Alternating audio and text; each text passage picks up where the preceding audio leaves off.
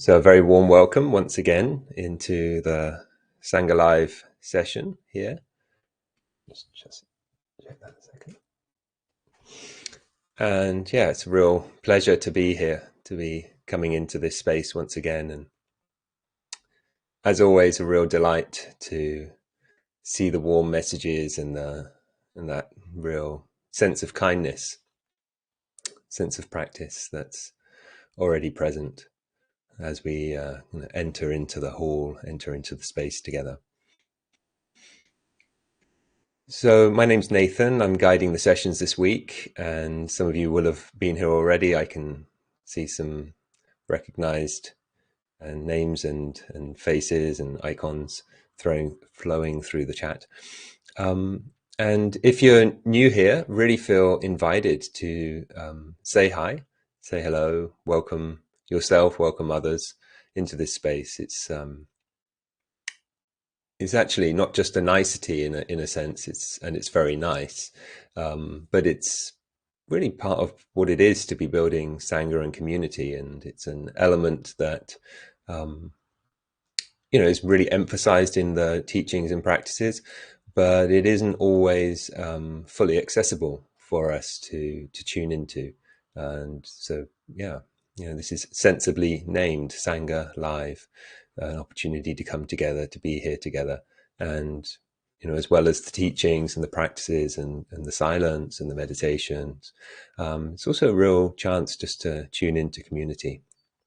So feel free to enjoy that. And yeah, if you want to put anything into the chat, you're very, very, very welcome to do that. So many of you will know the structure of these sessions. There's a short reflection on the theme, about half an hour or so of meditation, just lightly guided, just a few little reminders of what we can do in practice. Hopefully that's a reasonably good balance for most people. And then we can open out and any questions and your own reflections on this theme and all that we can kind of do together with these teachings and practices. So when we get to that part, we'll also use the chat for questions. You can also come on the screen and use the chat to declare your interest in that. When we're asking a question, what's helpful is to put in capital letters the word question, and then they kind of stick out for us. So this part of the session is going to be once again, kind of pushing against this idea of honesty, and here a little bit more pushing it into the realm of truthfulness and truth. And we could say that honesty is not lying. Yeah, not lying, not telling falsehoods. And one way we could say that is, this is our moment of truth. Yeah, this is our moment of truth. And again, it's an idiom like to be honest. Is a figure of speech. It's something that we say, and it can be interesting to see if we inquire into it. What does that mean for us? Actually, a moment of truth. That this is our moment of truth. This is what we've been waiting for. And when I was thinking about this theme quite a while ago, actually, began thinking about this theme, and I was remembering that the campaigning organization, XR, Extinction Rebellion, they had a few just kind of simple slogans that they were running with, and one of them was "Tell the truth, tell the truth," and it feels like relatively obvious demand. We should tell the truth about the situation that we have with this planet. We should tell the truth about the situation we have with poverty, with gender inequality. We should just tell the truth about it. And we can't do anything about something until we tell the truth. So kind of a fundamental question for us in our lives and as a culture is, why do we lie? Why do we lie? And it's a deep and important question for us to get to understand. So, do we lie to ourselves? Do we lie to others? When do we lie? What do we lie about? Yeah. There's a lovely quote from the humorist Mark Twain. If you tell the truth, you don't have to remember anything.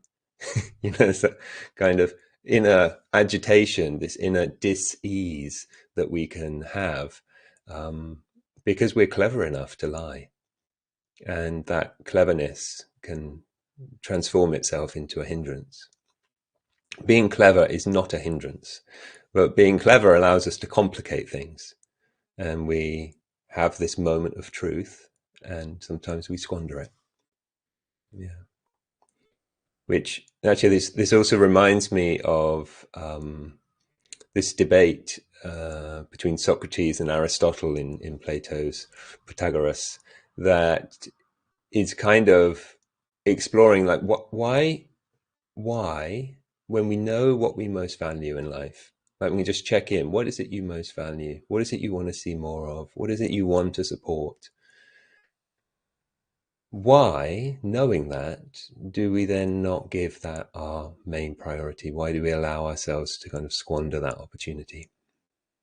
So we have this opportunity for truth. And I heard what were they, psychologists maybe, speaking recently, and they shared this statistic. I didn't check it. The average human lies 1 to 2 lies a day. The average human tells 1 to 2 lies a day. And seeing as there are kind of noble, upright practitioners of non-lying, that leaves a lot for the rest of us to be doing. Yeah. It's probably before we kind of dive into the kind of the meditative thing, and I'm going to open out through the week a little bit more, like just looking at, the impact of our culture, that, lying, it seems social at times, just a little white lie. But what does that actually say to another? If I choose not to tell you the truth, you might remember some line from a film, you can't handle the truth. Are we saying that to someone? Or are we saying, I don't want the truth to come between us? I don't want this truth to get in the way of our friendship, our relationship, or whatever. Yeah, would it? Would it get in the way?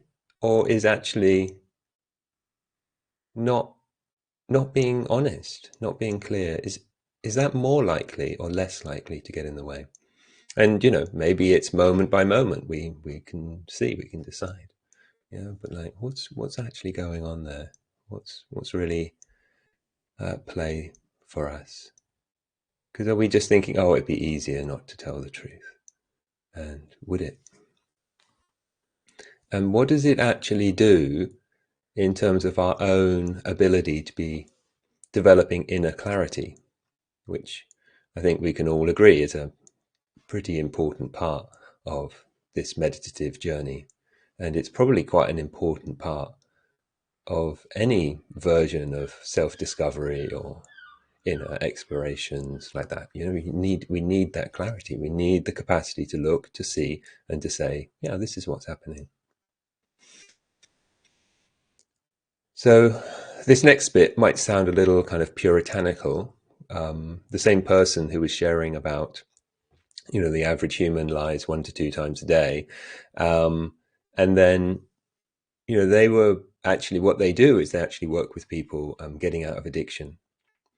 And their point was that lying is a part of all addictions. And I think we can all see that lying is actually addictive itself.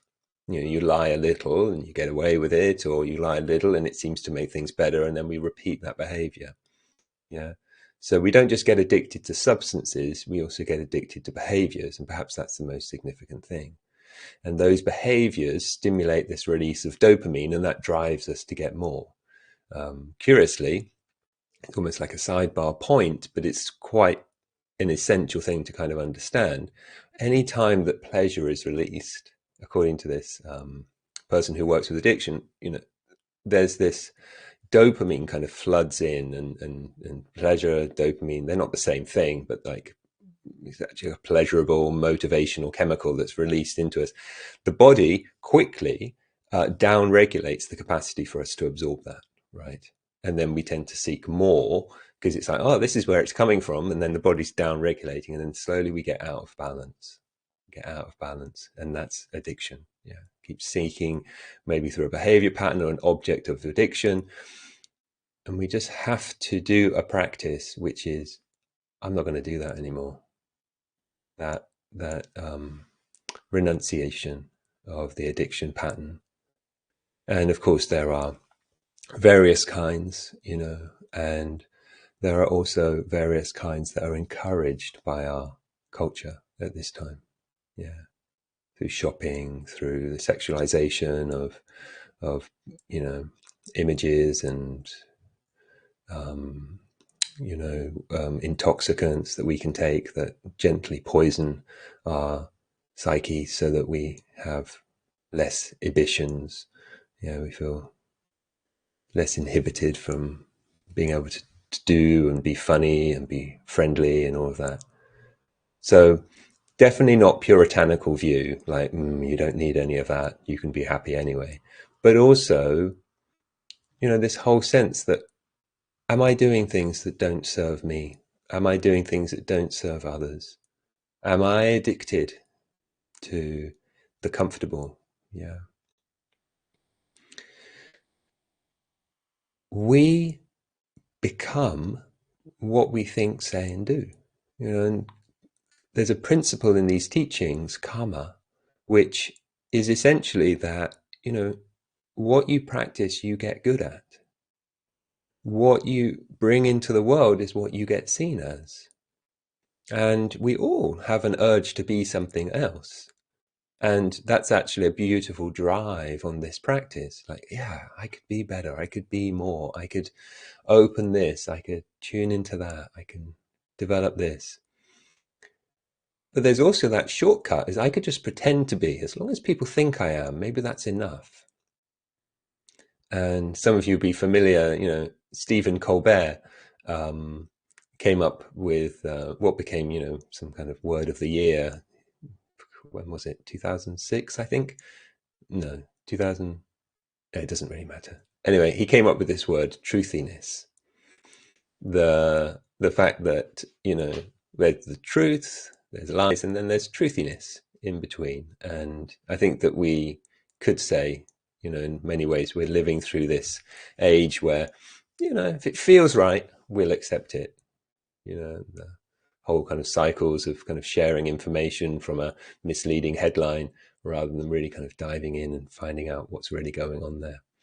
And that leads to a kind of pretending or pretense of depth, a pretense of sincerity, a pretense of honesty. And some would say you can't really pretend, especially around those with lots of wisdom and insight. But insight meaning their clarity of seeing, sensitivity of looking. And that, of course, is what we're really trying to do. What we're really trying to do. So this is our moment of honesty. This is our moment of truth, right? And what is it that we are doing? That capacity to tell ourselves honestly, truthfully, okay, this is what's going on. Yeah. Noticing that, we will become distracted. Anytime that we bring in an object of attention, you've just opened out everything else is a distraction. If the mind wanders from this singular moment, then everything becomes distracted. So it's going to happen. And it's not like, oh, I'll just pretend it didn't. Really helpful just to notice, okay, this isn't holding my attention, right? It can be that sometimes in our meditation, we're almost have this get back to the breath before anybody notices I'd wandered off, that kind of attitude, like a shameful lying. So were you with the breath? Yeah, I was with the breath. you know, it's like, no, I'm not. I can't do this. I can't keep my heart and mind attracted to a breath because I have thoughts of, desire and more beauty and it's it's very nice to be able to think those things. And I don't want to give those up. Or we can have those reflections on actually getting to know how much rejection there is in our automatic reaction. Yeah. How much we're like, the bouncer at a nightclub and you're not coming in. You, sensation. No, no, no. You, thought. We already get really guarded. And we might just be pretending, actually, I'm really open. I'm open to everything. And kind of playing that part. Is that enough? Or is it more sensible, in honesty, just to say, yeah, I'm really like the bouncer right now. But you know what? I'm going to let everyone in and then I'm going to go in and join the party as well. I'm going to go and get gathered. I'm going to support well being. Yeah, we let in for a gathering. So let's explore this in a meditation that is non puritanical, not judgmental, and hopefully for our own benefit and our own well being, that we'll actually see opportunities to be honest, opportunities to tell the truth, opportunities to not lie, and opportunities to step out of addictive patterns into something much more wholesome for us. So, as before, feel free to find a posture for your body that feels supportive for some inner exploration, non judgmental noticing, and opening and welcoming what's here rather than rejecting it.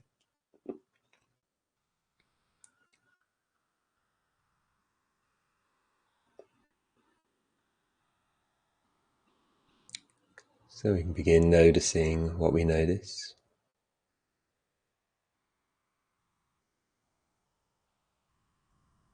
And opening to it by relaxing tension that may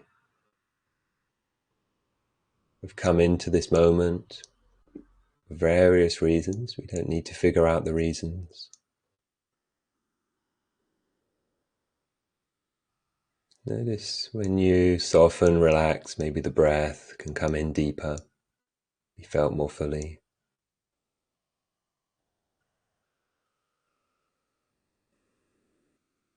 And you let that breath soothe, calm, ease. Or if it's more appropriate for you to be with that field of sounds, just noticing again what opening through the tension in the body, inviting that to release, to relax, how that affects your listening quality.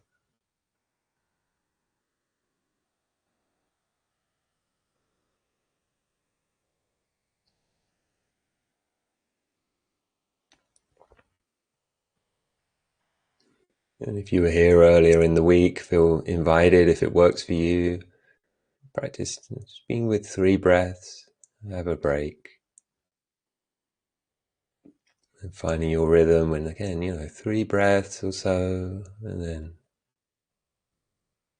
rest. See what's here now.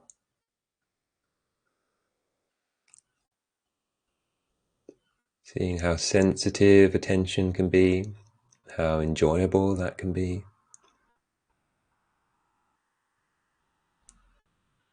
And I'll come back in a moment or two, but just a general sense that maybe we can enjoy having senses and being able to sense the world.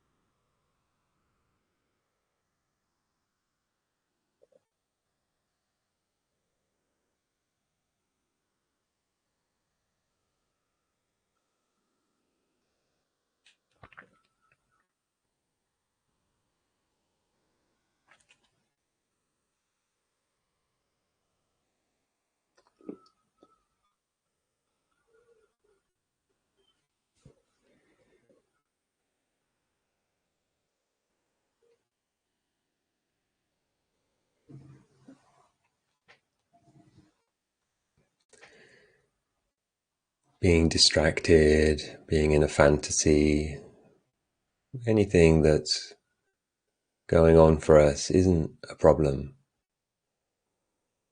isn't even necessarily what shouldn't be happening.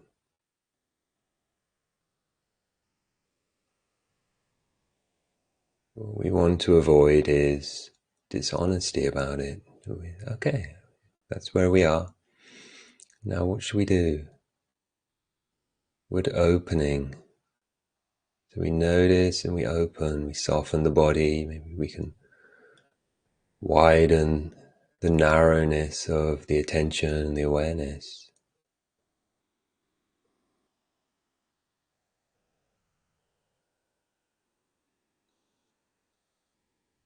There's also a whole body here. If we're focused in on one particular area, there's a wider field of sounds. If our attention's drawn into one particular vibration, there's more going on than just thought streams and non-present moments. There's this here, coming to our senses, waking up to what's here.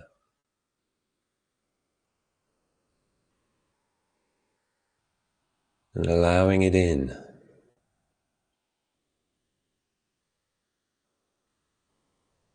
Welcoming it in. Giving it our less divided attention. It's a great gift.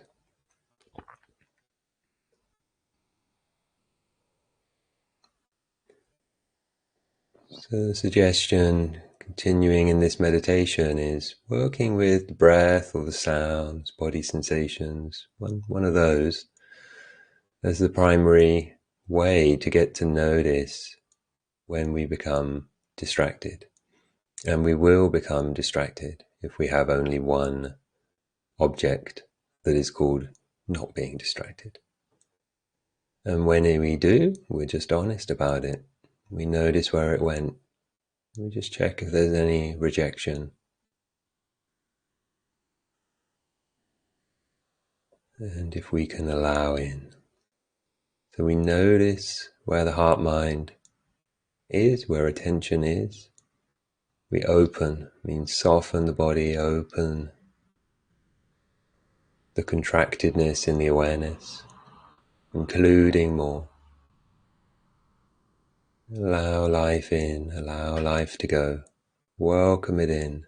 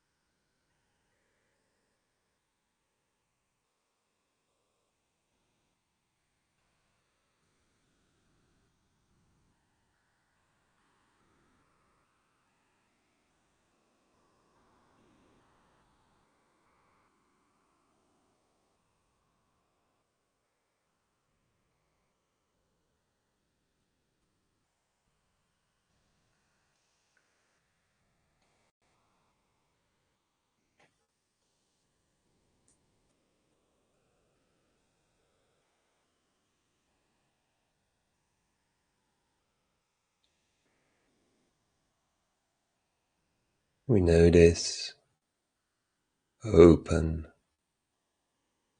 and welcome.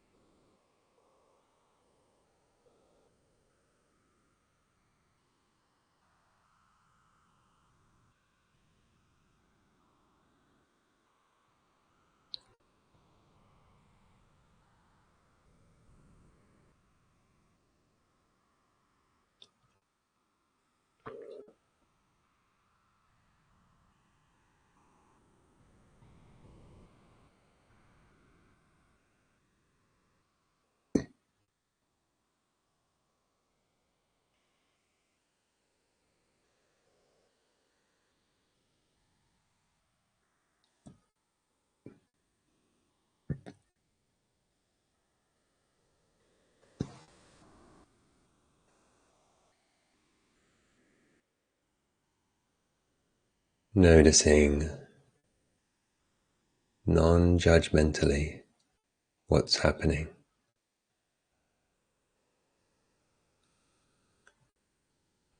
So remembering some of the points from yesterday we can apply now. There's a lot of distraction. We might say something like, I am distracted. I am thinking. Noticing is actually more descriptive, less identified than that. There is thinking.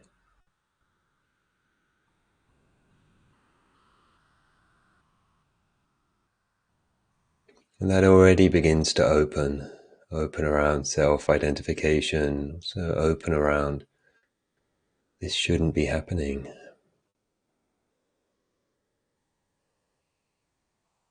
And with a sense of allowing what's happening to happen, we also allow attention to return to what's more nourishing.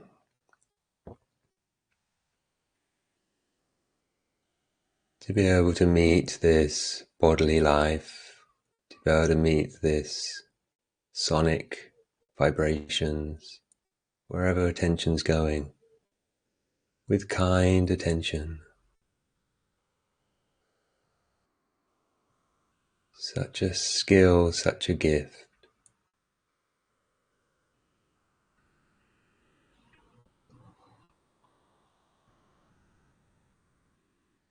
Thinking can happen, distractions, whatever forms can happen. But I'm going to guide the attention to what's more beautiful, more nourishing,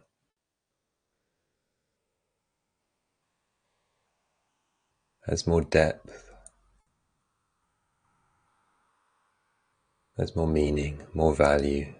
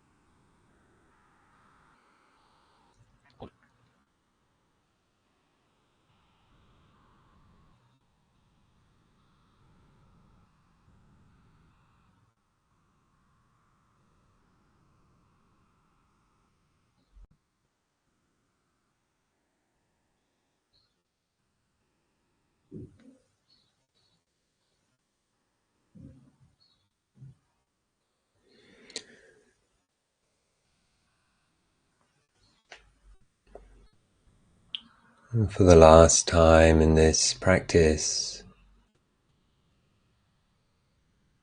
we'll notice what we notice, but also notice that you're with others noticing, and we're turning the tide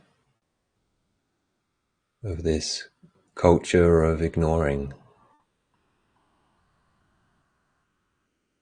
coming to our senses with sensitivity and noticing what we notice. And then choosing to open to this, but also open our sensitivity wider, wider than this, to become a more vast vessel of awareness and sensitivity that is able to allow in, to welcome in,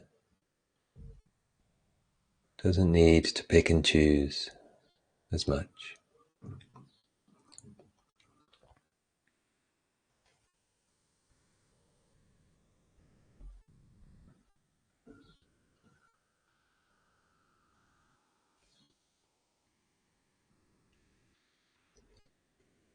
That this is our moment of truth.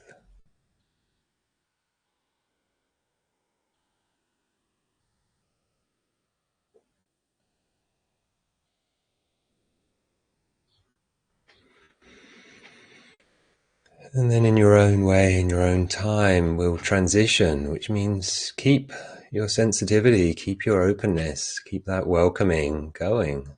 It's just we're changing the form, we're opening the eyes. We don't have to leave it all behind. We can bring what we can bring with us.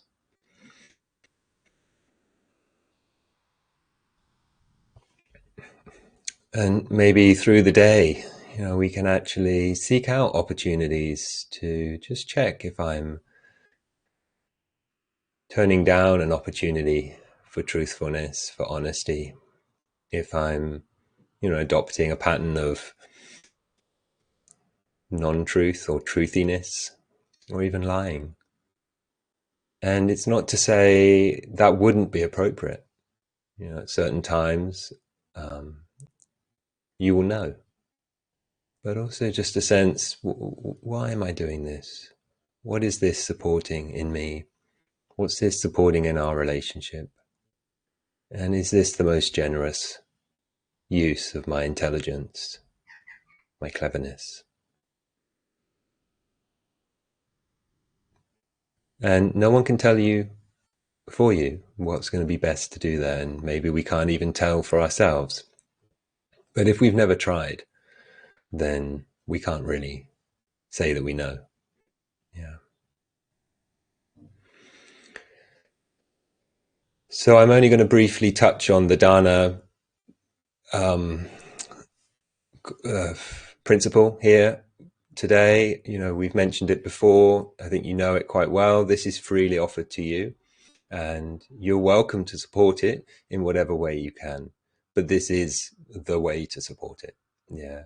Um, those of us from myself here coming and offering my time to all the background people that you maybe don't know about, to Faith here and many others, right up to kind of accountancy platforms, blah, blah, blah, blah. There are expenses. And, if you're able to support Sangha Live and myself and have that supported and covered, you're very, very welcome to do so. And if you can't, you're very, very welcomed to be here. Can't emphasize that enough. And you'll notice that there's a donation link, various spots. Hopefully, they're there for your ease, not for not for a sense that we're begging. So may that be a support for you and ease for you. And may these sessions be precious for all of us. So it's time, if there are any questions or reflections, and everything's welcome. I said that I would grab one from yesterday, and I did, which that doesn't always happen. So there's a raised hand also. So let me see if I remember what to do here. Does that mean you'd like to come on? Where do I see a raised hand now? Is the hand? Well, can I just click that? Is that a link? No. Do you see, Faith? Jane. Oh, more people. Other people are raising hands. Uh, I see you up there now. Oh, okay, Faith, you must be doing things. Excellent. Um, so yes, if you want to unmute Jane, I think that will bring you on to the screen.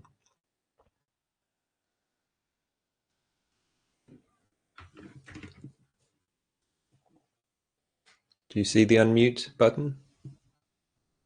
Yep. Okay. Do you want to click it?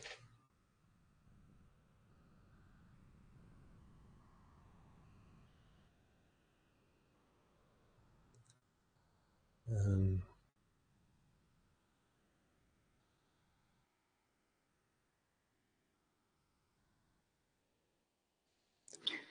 I've just invited Jonathan on as well, so maybe while Jane figures it out. Okay, let's try it. Yep. So, Jane, if I remember correctly, it was best if you were on Safari last time. okay, Jonathan, yes, please. Can I be heard? Yep, heard and seen. Yeah. Right. Thank you so much. Brilliant teaching this week. My question, which is in the chat as well, is around wise speech and wise action. It's about being skillful around applications for work, courses, funding, grants, etc. And also interviewing. So it's two sides of the coin. Today, I'm going to be interviewing probably about 27, 28 people for some roles next week. And then I'm applying for a big application for tomorrow. But it's just navigating. It's often when I'm interviewing, you can sense there's a lot of exaggeration or what fear and all that. And then in my application, I'm like, on the other side, I've got lots of, do I exaggerate? A fear, it's that fear of telling the truth. So you really hit a nerve today. Mm-hmm. And then thirdly, I feel I'm a quite sensitive person. So people that are lie, people that are toxic, whatever, it really gets me shut down. So I guess any thoughts about it when interviewing about rise speech, rise action, writing an application and insulating oneself or from those that do lie or are unskillful around that? Yeah, really, really good points. And on either side of this kind of interviewer-interviewee relationship, we understand that there's a certain amount of trickery kind of in the game, and we have to be aware that that's we're being asked to sell ourselves if we're the applicant, and we're being asked to be kind of unnecessarily pressing and all of this while that's going on, if you're the interviewer. And it's a very delicate area. Something that also kind of related to a question from yesterday is like, well, how do we kind of transfer what we can do in meditation into our daily lives? What transfers, what? And with ourselves, I think we do want to be practicing radical honesty, right? And that means practicing honesty out into the world as often as we can, so that actually supports us, right? But then there's also this possibility that when we come into the world, we also have to relate in accordance with our culture, right? And not expose ourselves and be kind of untimely and also unskillful, and actually kind of being the only truly honest person there who actually says, well, there's the things that actually devalue our offering. So we'll see how that kind of unfolds. So generally what I would say is treating it like a practice, like we would in any practice. So keeping that humility, keeping that honesty alive, but also just really checking in when I don't anymore feel aligned with what I want to actually be bringing here. Yeah. And so we don't get too rigid around truth, and we don't get too habitual around lying, but we actually, there's a fluidity, a flexibility, and taking our time and putting forward the qualities that we want them to understand that we have, so that it's something that can can be alive and dynamic for us. That's really helpful. Radical honesty myself, and then in this situation, I hope Jane can come back on. But while we're waiting for her, sort of being aware of that not try to pretend everyone's being truthful, I guess. And then this application for tomorrow, it's for a leadership scheme. I've applied. This is probably the 7th time, and it's one that I need to get on my career.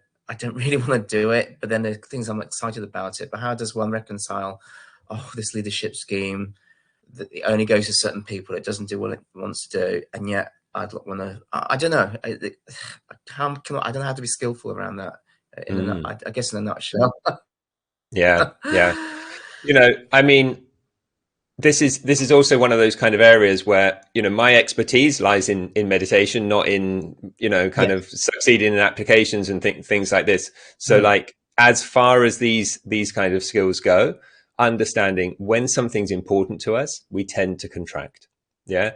And that contraction feels unpleasant, and sometimes the way to get out of that is to say, actually, this isn't so important, and it's not such a big deal. And then we're floppy and we're not really well aligned. So what I would say is be in tune with the energetics of this body, not just the posture, but the actual energetics of what's flowing through, right? And just recognizing, okay, this is something I'm going for. And okay, breathe out, calm, steady. And I do want to go for it. I want to give myself 100%. But to be able to do that, I also have to just include a few ingredients of, this is not the end of the world, but this is what this moment is towards. And so we have that kind of broader perspective, because we have to remind ourselves of that, because the body doesn't have all the fine dials. It's like, is this a lion attacking me, or is this a job interview? And it's like, okay, I can get stimulated by the same kind of experience, right? So having that capacity, remembering to breathe, remembering that we are okay, we are enough.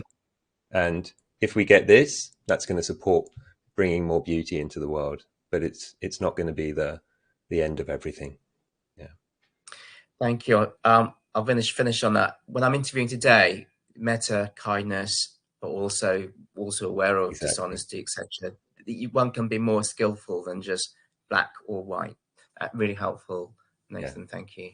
Beautiful. Thanks, Jonathan. And yeah, thank you everyone for being here and for kind of exploring and following through with these teachings and practices. And it's always lovely to hear how each of us are going to be able to bring that into the world. And as I say, we can try out today just to be kind of alert to those moments where we maybe give a white lie or a dishonesty, or we hold something back. And it's not to say you shouldn't be doing that. It's not to say just throw it all at them, but really finding that middle way. Okay, maybe this is what's appropriate right now. Or maybe that's just what I tend to do. And the first is what we want to be adapt to. Yeah, this is just what I do, or this is what we do in my culture. I think that's worth questioning. Does it bring values? Does it bring my meaningfulness to life? Oh, I don't need these now. So, wishing you well through today. Hope to see you again tomorrow. Got a few more elements to this story to unpack, and actually, there's quite a lot further we can go with this. So I want to at least point you in those directions. Okay, so take care and hope to see you tomorrow.